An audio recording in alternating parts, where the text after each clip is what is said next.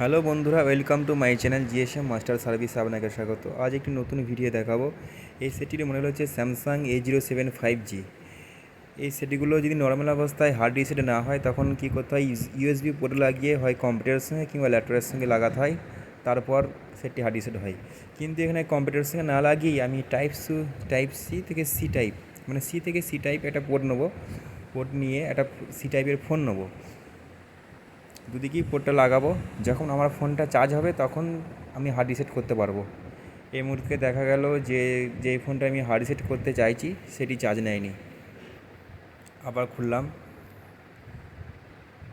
খুলে আমার পোর্টটাতে লাগালাম, নিয়ে অন্য একটি, হ্যাঁ এই মুহূর্তে চার্জ নিয়েছে। চার্জ যখন নেবে তখন ঠিক আছে। এরপর নর্মাল যেভাবে হার্ড রিসেট করা হয় আমি সিস্টেম দেখিয়ে দিচ্ছি, স্টেপ বাই স্টেপ আপনারা করতে থাকুন, অবশ্যই সাকসেস হবে। আর ভিডিওটি যদি ভালো লাগে অবশ্যই লাইক কমেন্ট করবেন। প্রথম কী করতে হবে, পাওয়ার বাটন আর ভলিউম ডাউন বাটন দুটো একসঙ্গে টিপে ধরে রাখতে হবে।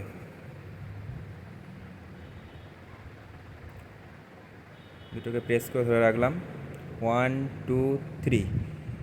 3 সেকেন্ড পরই পাওয়ার ভলিউম ডাউন বাটনটা ছেড়ে দিয়ে ভলিউম আপ বাটনটা প্রেস করে ধরে রাখবো যতক্ষণ না স্যামসাং লোগোটা আসছে। স্যামসাং লোগোটা এলে কিন্তু আমরা পাওয়ার বাটনের প্রেসটা ছেড়ে দেবো।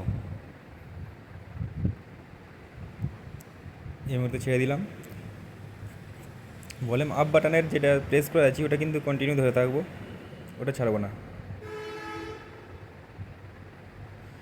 হ্যাঁ, এই মুহূর্তে রিকভারি মোড এসে গেছে।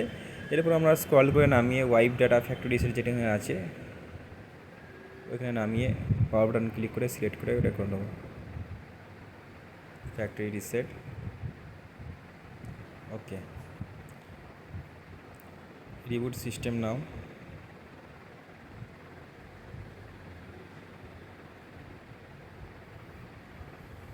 এরপরে এখানে 2-3 মিনিট টাইম লাগতে পারে, এখানে আমরা একটু ওয়েট করব।